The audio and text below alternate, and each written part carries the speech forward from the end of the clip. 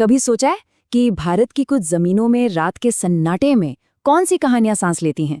आज हम ना ऐसे ही कुछ अनसुने, कुछ रहस्यमयी कोनों की पड़ताल करने वाले हैं। और ये सिर्फ एक कहने की बात नहीं है।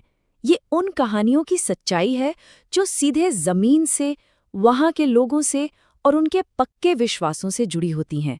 वही कहानियां जो पीढ़ियों से चली आ रही हैं। तो आज हम निकलेंगे एक सफर पर, 3 अलग-अलग जगहों की ओर। कोंकण, केरला और हिमाचल। हर जगह की अपनी एक बिल्कुल अलग, एक अनोखी कहानी है। पर एक सवाल है, क्या इन सबको कोई एक चीज जोड़ती है? शायद एक ऐसी अनदेखी ताकत जो हमारी आपकी समझ से बिल्कुल परे है। तो हमारी पहली कहानी वो हमें ले चलती है कोंकण के घने अंदरूनी गांवों में। सोचिए, एक ऐसी जगह जहां शाम ढलते ही ना एक अजीब सा सन्नाटा पसर जाता है और तभी एक रहस्यमय संरक्षक जाग उठता है। लेकिन सवाल यही है कि ये रखनदार आखिर है कौन? क्या वो कोई दैवीय शक्ति है जो गांव को बचाती है, या फिर एक डरावना साया जिससे लोग खौफ खाते हैं? उसकी असली पहचान आज भी एक गहरा राज है। पता है राखनदार के बारे में सबसे दिलचस्प बात क्या है? इसका जिक्र ना किसी भी पुराने शास्त्र में नहीं मिलता। ये एक लोक विश्वास है, मतलब लोगों की कहानियों से निकला है। और इसकी शुरुआत को लेकर भी 3 अलग-अलग कहानियां सुनने को मिलती हैं। कुछ लोग मानते हैं कि वो देवता विठोबा का सिपाही है, तो कुछ का कहना है कि वो एक शहीद योद्धा की आत्मा है। और हाँ, एक कहानी ये भी है कि उसे मशाल पूजा के दौरान आग से पैदा किया गया था, गांव की रक्षा के लिए।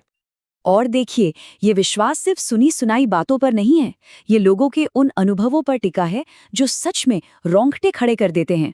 जैसे सिंधु दुर्ग का वो चोर जो कहते हैं राखनदार की मशाल की तेज रोशनी से अंधा हो गया, या गोवा का वो बच्चा जो कुएं में गिर गया था और इससे एक लंबे मशाल वाले आदमी ने बचाया। और तो और वो टूरिस्ट जो मजाक उड़ा रहा था और फिर जंगल में खो गया और एक साया रात भर उसे दौड़ाता रहा जब तक कि उसने गिड़गिड़ाकर माफी नहीं मांग ली। यही किस्से हैं जो इस विश्वास को आज भी जिंदा रखे हुए हैं। तो चलिए, अब कोंकण के उस रहस्यमयी संरक्षक को पीछे छोड़ते हैं और रुख करते हैं केरल के अंधेरे और खौफनाक ताड़ के जंगलों की तरफ। यहाँ हमारी मुलाकात होगी यक्षी से, एक ऐसी आत्मा जिसकी कहानी डर और खौफ से बुनी गई है। यक्षी की कहानी असल में खूबसूरती और धोखे की एक चेतावनी है, एक सबक है कि केरल के अंधेरे में जो दिखता है जरूरी नहीं कि वो सच हो, और उसकी बेपनाह खूबसूरती असल में एक जानलेवा जाल है। पता है, यक्षी हमेशा से ऐसी खौफनाक नहीं थी। वो तो एक आम लड़की थी जिससे प्यार हुआ था। लेकिन उसकी कहानी तब बदल गई जब एक ताकतवर राजा, जिसे उसने ठुकरा दिया था, आग बबूला हो गया। उस राजा ने उसे कैद किया, तड़पाया और फिर बेरहमी से मार डाला। जिंदा रहते हुए उसे इंसाफ नहीं मिला। बस यही बात उसकी आत्मा को एक शक्तिशाली और बदला लेने वाली रूह में बदल गई। वो दिखेगी एक बेहद खूबसूरत औरत के रूप में, सफ़ेद साड़ी, दिलकश मुस्कान और एक ऐसी आवाज़ जो किसी को भी अपनी ओर खींच ले। लेकिन जैसे ही कोई उसके जाल में फंसता है, उसका असली भयानक चेहरा सामने आता है। नुकीले दांत, खून से भरी आंखें, और फिर वो अपने शिकार का खून पी जाती है, उसका दिल खा जाती है। और शायद इसीलिए केरल में आज भी बड़े बुजुर्ग ये चेतावनी देते हैं, रात के वक्त ताड़ के ऊंचे ऊंचे पेड़ों के नीचे कभी मत रुकना, क्योंकि वो यक्षी का इलाका माना जाता है। और कहते हैं जो वहां मिलता है वो फिर सुबह का सूरज देखने के लिए वापस नहीं लौटता। तो केरल के इस खौफ से निकलकर अब हम चलते हैं हिमाचल की शांत और ऊंची ऊंची चोटियों की तरफ।